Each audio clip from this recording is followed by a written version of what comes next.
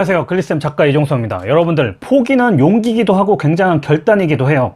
그럼에도 자기가 무언가 도전을 할 때 하차하고 내팽겨치고 때려치고 이렇다면 오늘 도중에 그만두지 않는 방법 5가지 이야기를 해보겠습니다.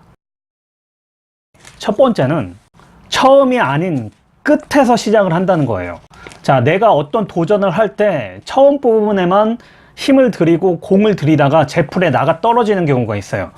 이유나 동기가 명확하지 않기 때문이에요. 내가 어떤 다이어트를 하고 체중 감량을 하려고 할 때 수치에만 매몰되다 보니까 내가 살을 뺐을 때 누릴 수 있는 어떤 가치나 어떤 행복감을 유지하지 못하는 거예요. 10kg 감량 자체만 머릿속에 남아있는 게 아니라 10kg를 빼고 나서의 내 모습을 통해서 어떤 옷이라도 잘 맞을 수 있을 것 같은 머릿속에 있는 이 상상, 동기가 내 몸을 끝까지 움직여주는 사람들, 끝에 가서야 누릴 수 있는 것들을 처음부터 끝까지 결과가 나올 때까지 밀어붙일 수 있는 사람이란 말입니다. 자, 두 번째는 행운을 바라보는 시각이에요. 상황이 정말 힘들고 무언가 해내기 쉽지 않을 때 어떤 요행을 바라기도 하죠. 너무나 당연해요.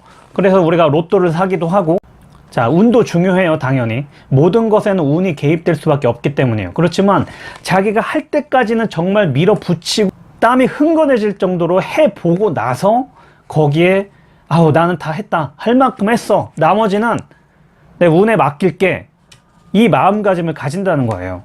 처음부터 나는 이만큼 20%만 해놓고 80%는 운에 기댄다, 이건 이제 거의 요행에 내 인생을 건다는 거죠. 조금 힘들다고 이제 그만둘 생각이 들면 그때부터 이제 요행에 몸을 맡기고 싶은 이 사람 심리가 있어요. 세 번째는 자신의 신변을 굉장히 단순화한다는 거예요. 자기 주변을 단순화한다. 웬만해서는 이제 흔들리지 않는다는 거예요. 자기가 어떤 공부를 하더라도 조금 하다가 누군가 막 쥐어 흔들어요. 그러면 또 귀가 얇아져 가지고 목표에서 이탈을 해. 근데 그 목표 이탈이 자신 마음속에서 은근히 바랬던 걸 수도 있어요. 이게 누군가가 은근히 나를 방해해 주길 바랬어. 그러면 자기 합리화가 가능하거든요. 그러니까 마음 자체가 올곧게 한 방향으로 나갈 수 있게끔 가지치기를 해야 되는데, 주변 사람이든 어떤 주변 환경이든 모든 걸 다 안고 가려다 보니까 내 목표치에 다가가기에는 굉장히 힘들어지는 거예요. 자기한테 일어날 일을 미리 차단하는 거, 이거 자체가 이제 당연한 거고, 그거에 노출되더라도 그걸 이겨내는 사람은 그것 자체로 대단한 거죠. 자, 네 번째는 끓는 점, 임계점을 활용을 잘한다는 겁니다. 그러니까 우리가 어때요?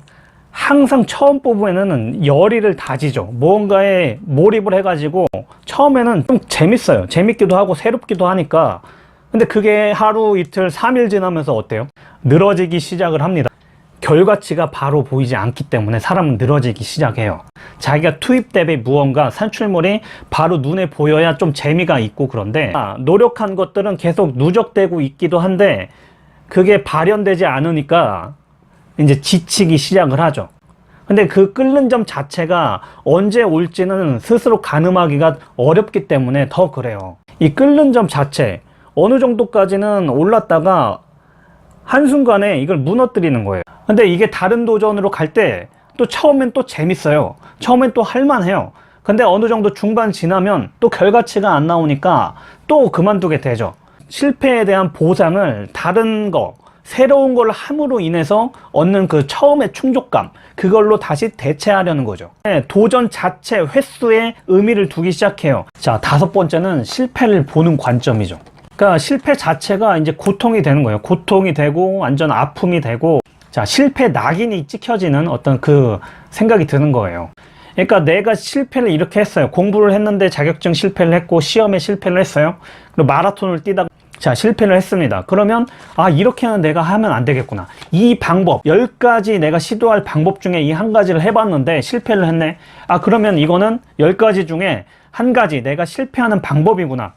그러니까 이걸 고통으로 그냥 실패 자체로 남겨두느냐, 이렇게 하면 실패하는구나, 실패하는 방법, 이걸 알았다는 거에 그나마 위안을 얻고 다시 나아갈 수 있는 힘으로 만드는 거, 이게 관점의 차이라는 겁니다. 자, 처음에만 몰두하지 않고 끝에서 내가 누릴 것들을 계속 상기하는 거. 아무것도 하지 않았을 때 운을 바라는 게 아니라 내가 모든 걸 다 해놓고 나서, 해볼 때까지는 해놓고 나서 그 나머지는 운에 한번 맡겨보는 거.